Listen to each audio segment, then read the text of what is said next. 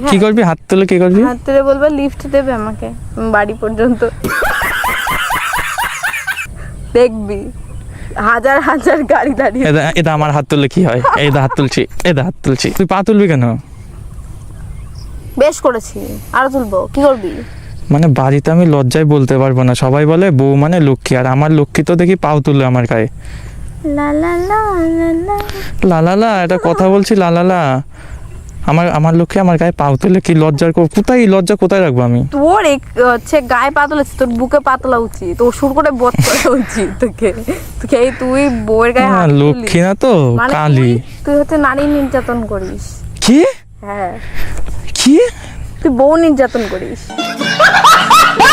তাই যদি হতো না, ওই যে তখনই ওই যে দেখলাম যে 2-3 জন আসছে, তুমি দাঁড়িয়ে রয়েছে, উঠতে বলছি উঠোন মারছো না, তখন ওই যে বাড়িতে থুয়ে আসতাম।